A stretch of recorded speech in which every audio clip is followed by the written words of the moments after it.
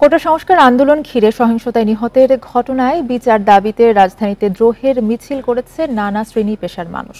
এ সময় রোববারের মধ্যে শিক্ষার্থীদের দাবি মেনে নিতে আলটিমেটাম দেন বিক্ষোভকারীরা, না হলে আবারও প্রেস ক্লাবে গণমিছিলের ডাক দেন তারা। শুক্রবার বিকেলে মিছিলটি প্রেস ক্লাবে শুরু হয়ে শহীদ মিনারে এসে শেষ হয়। প্রিয় নম্বর সেট করে বিকাশে সেন্ড মানি করুন ফ্রি।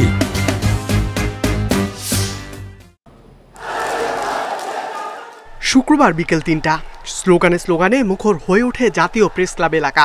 দ্রোহের মিছিল কর্মসূচিতে যোগ দেন শিক্ষক, শিক্ষার্থী, পেশাজীবী সহ সকল স্তরের মানুষ।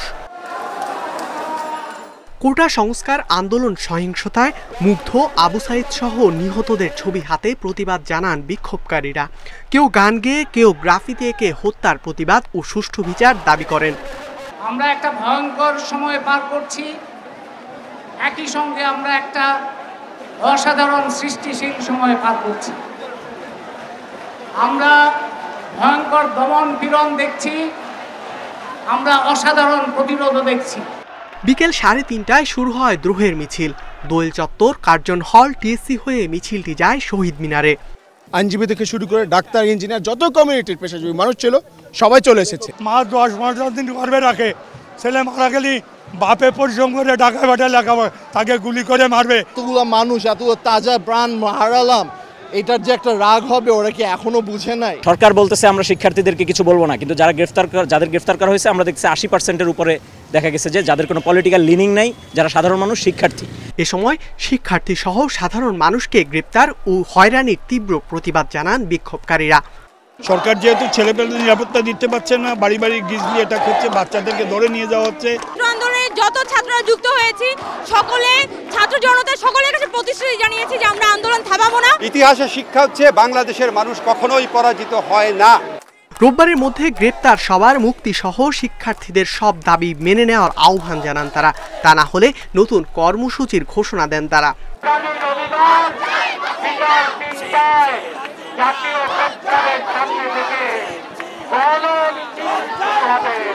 নিরাপত্তা নিশ্চিত করে সব শিক্ষা প্রতিষ্ঠানও খুলে দেওয়ার দাবি জানান শিক্ষক, শিক্ষার্থীরা।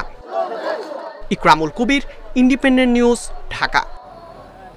রাজধানীর প্রেস ক্লাব, শাহবাগ সহ আশপাশের এলাকায় ছিলেন সহকর্মী নাহিদ কামাল। সার্বিক পরিস্থিতি নিয়ে জানাতে তিনি বার্তাকক্ষ থেকে আমাদের সাথে যোগ দিচ্ছেন। নাহিদ, আমরা দেখেছি যে শিক্ষার্থীদের পাশে থেকে তাদের সমর্থনে কিন্তু বিভিন্ন শ্রেণী পেশার অভিভাবক এবং শিক্ষকরাও আজকে সড়কে নেমেছেন।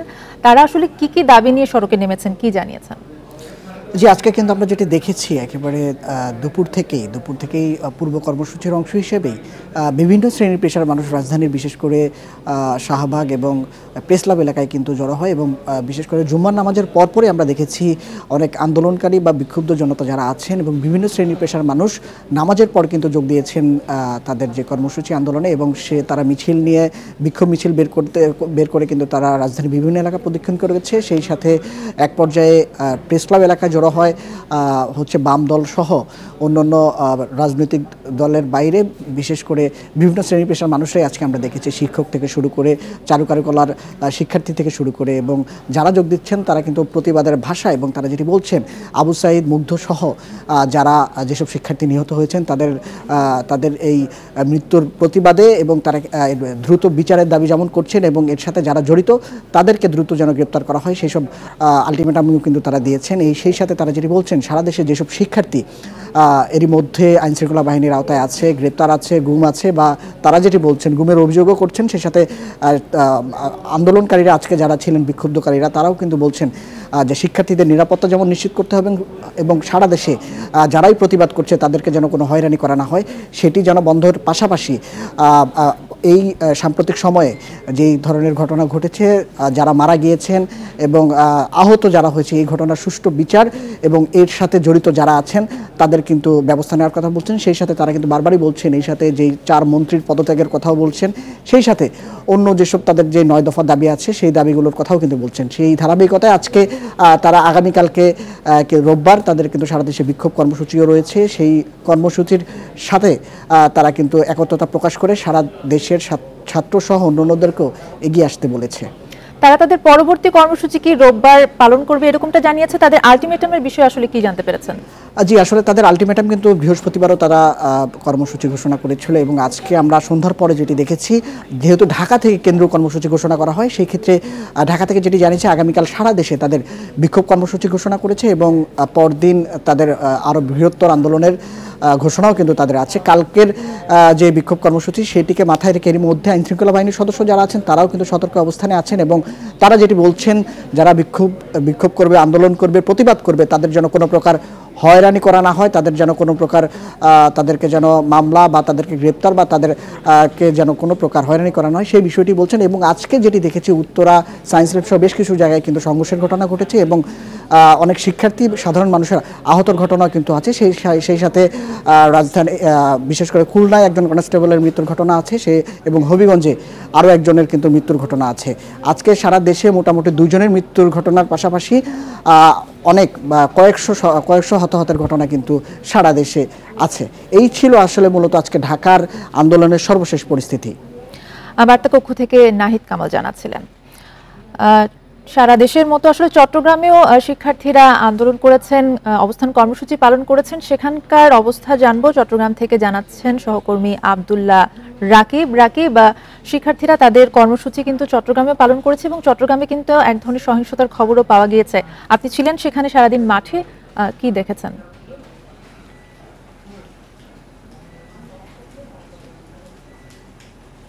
যে আমরা আজ জুমার সময় থেকে আমরা মাঠে ছিলাম এবং আমাদের সহকর্মীরা অন্যান্যরাও ছিল।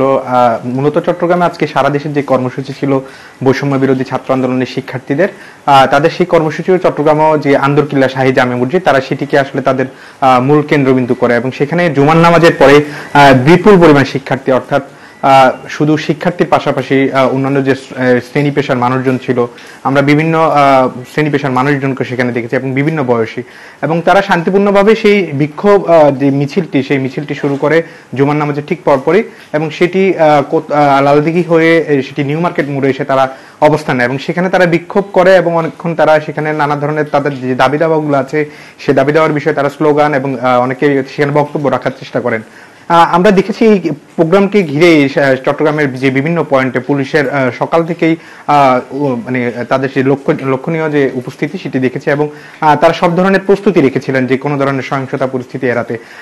যখন নিউ মার্কেট থেকে সেই বিক্ষোভ মিছিলটি দুভাগে বিভক্ত হয়ে, অর্থাৎ একটি চকবাজার মুখী হয়ে চলে যায় আর একটি নগরীর টাইগার পাস মোড় হয়ে বহদ্দারহাট মুখী ছিল। আমরা দেখেছি বহদ্দারহাট মুখী যে মিছিলটি ছিল সেটি টাইগার পাস হয়ে যখন লালখান বাজার হয়ে ওয়াসান মোড়ে আসে, সেখানে একটি সহিংসতার পরিস্থিতি তৈরি হয়। সেখানে যারা উপস্থিত পুলিশ ছিলেন সেই পুলিশদেরকে লক্ষ্য করেই ইট পাটকেল ছোড়ার ঘটনা শুরু হয়।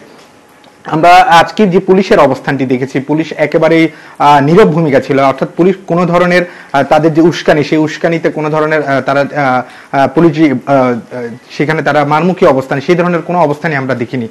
পুলিশ তাদের অবস্থান নিয়েছিল, কিন্তু আমরা দেখেছি পুলিশের উপস্থিতিতে পুলিশকে ইট পাটকেল ছোড়ার ঘটনা ঘটে এবং সেই সময় যে ওয়াসান মোড়টি রয়েছে সেই ওয়াসান মোড়ে ট্রাফিক পুলিশ বক্সে বিক্ষোভকারীদের একটি অংশ ব্যাপক ভাঙচুর করে এবং তারা সেটি যখন পুলিশ পিছু হটে যায় তারা তখন সামনের দিকে অগ্রসর, অর্থাৎ ওয়াসান মোড় থেকে জাস্ট মাত্র 50 গজ সামনে হচ্ছে চট্টগ্রাম মেট্রোপলিটন পুলিশ কমিশনারের কার্যালয় এবং সেখানে দামপাড়া পুলিশ লাইন, যেটি অত্যন্ত গুরুত্বপূর্ণ চট্টগ্রামের একটি স্থাপনা, সেই স্থাপনাতেও তারা প্রবেশের চেষ্টা করে। অর্থাৎ একটি পক্ষ সেই বিক্ষোভ মিছিল থেকে সেই স্থাপনায় ঢোকার চেষ্টা করলে তাদের মধ্যে আরেকটি অংশ সেটিকে বাধা দিয়ে তাদেরকে নিবৃত্ত করে। তার পাশে দামপাড়া পুলিশ লাইনের পাশে যে আরেকটি পুলিশের স্থাপনা রয়েছে, অর্থাৎ পুলিশ মুক্তিযুদ্ধ জাদুঘর, সেই মুক্তিযুদ্ধ জাদুঘরে তারা ভাঙচুর চালায় এবং সেখানে যে ফটকের নাম ফলক রয়েছে সেই নাম ফলকটিও তারা ভেঙে ফেলে। পরবর্তীতে আমরা দেখেছি মিছিলটি জিসি মোড়ে যাওয়ার পরে সেখানেও যে পুলিশ বক্সটি রয়েছে সেখানেও কিছুটা ভাঙচুর চালায় তারা, এবং ভাঙচুর চালিয়ে তারা যখন পুরো পথটাই সামনের দিকে চলে যায় সেক্ষেত্রে আমরা কোনো মোড়ে আসলে পুলিশ বা অন্যান্য আইন শৃঙ্খলা বাহিনীর কোনো সদস্যকেই দেখিনি। পরবর্তীতে তারা মুরাদপুর হয়ে বহদ্দারহাট গিয়ে প্রায় সন্ধ্যা নাগাদ তারা সেখানে অবস্থান করে। এই সময়টাই আসলে আমরা দেখেছি চট্টগ্রামের যে সড়ক অর্থাৎ যে সড়কটি রয়েছে বর্ধারাটমুখী, সেই সড়কে যানবাহন চলাচল কিছুটা কম ছিল। যদিও আজকে ছুটির দিন ছিল, স্বাভাবিকভাবেই বৃষ্টি হচ্ছিল, বৃষ্টির কারণে মানুষজনের যাতায়াত আসলে সড়কে কম ছিল। কিন্তু যারা বেরিয়েছেন তারা কিছুটা আতঙ্কিত বোধ করেছিলেন। পরবর্তীতে আমরা দেখেছি পুলিশের ব্যাপক উপস্থিতি সড়কগুলোতে ছিল। এরপরে বিজিবির সদস্যরা সড়কগুলোতে টহল দেওয়া শুরু করেন এবং পরবর্তীতে তারা বর্ধারাট মোড়ে শান্তিপূর্ণভাবে তাদের কর্মসূচি শেষ করে চলে যায়। তো পুলিশ যেটি বলছে যে তারা কোনো ধরনের উস্কানিতে তারা কান দেননি এবং তারা উস্কানিতে তারা সেখানে জড়িত হননি এবং তারা বলছেন তারা পরিস্থিতি পর্যবেক্ষণ করছেন, যেহেতু শিক্ষার্থীদের আন্দোলন, শিক্ষার্থীরা করছেন। তো সব মিলিয়ে চট্টগ্রামের যে পরিস্থিতি আমরা দেখছি, আগামীকালও তাদের একটি কর্মসূচি রয়েছে, সেই কর্মসূচির পরবর্তী পরিস্থিতি আসলে কি হয় সেটির অপেক্ষায় সবাই। জি, আব্দুল্লাহ রাকিব আমাদেরকে জানাচ্ছিলেন চট্টগ্রাম থেকে।